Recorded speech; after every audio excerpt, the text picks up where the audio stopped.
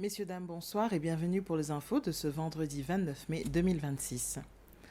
Le conseil d'administration de la Seychelles Broadcasting Corporation, la SBC, a réagi à la publication au journal officiel d'un projet de loi relatif à la SBC.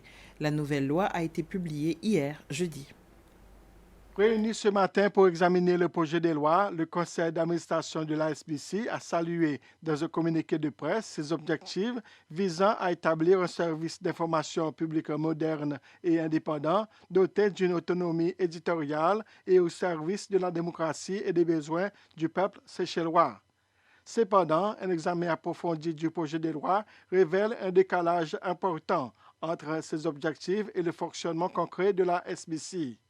Le Conseil souligne que plusieurs dispositions introduites par ce projet de loi, concernant notamment les normes éditoriales, les procédures de traitement des plaintes, la transformation numérique et la promotion de la culture, sont déjà mises en œuvre par la législation actuelle et font partie intégrante du fonctionnement quotidien de la SBC.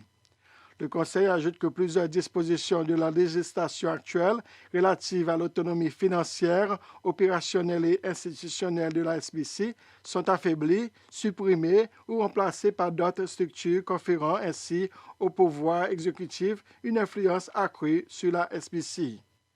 Ce projet de loi estime que la question n'est pas de savoir si ce projet de loi fait davantage référence à l'indépendance, à la transparence et à la responsabilité, mais plutôt s'il renforce ou affaiblit les dispositions nécessaires pour garantir l'indépendance des services d'information publique.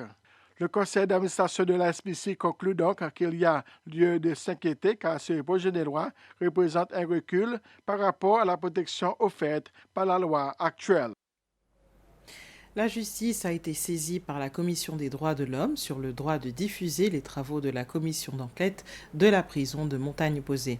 Le juge de la Cour suprême, Gustave Dodin, a accordé jusqu'au 5 juin la défense pour présenter ses arguments concernant la poursuite de la retransmission télévisée des audiences de la commission d'enquête sur les événements survenus à la prison de Montagne-Posée.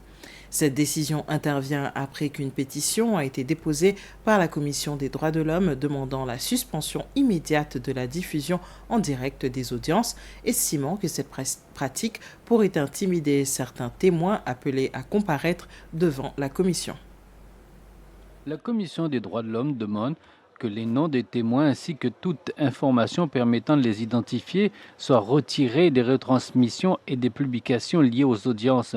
La Commission affirme dans un affidavit que la retransmission publique des témoignages pourrait nuire au bon déroulement d'une enquête conjointe menée avec l'Ombudsman ainsi que compromettre les investigations portant sur les incidents survenus à la prison de Montagne-Posée les 5 et 6 décembre 2024.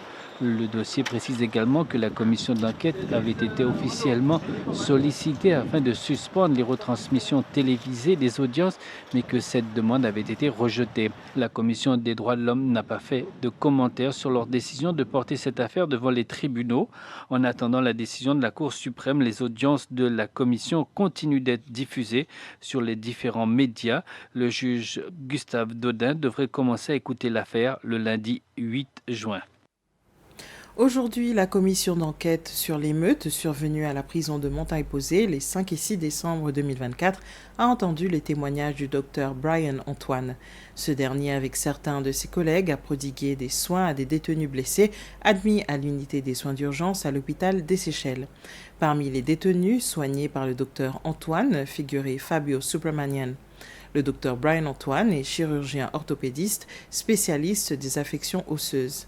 Il a déclaré que la blessure de Fabio Subramanian était grave et qu'il aurait dû être opéré le même jour. Et voilà, c'est avec ça, messieurs, dames, que nous arrivons à la fin de ce résumé des informations pour le moment. Nous serons de retour à 19h pour les informations en anglais.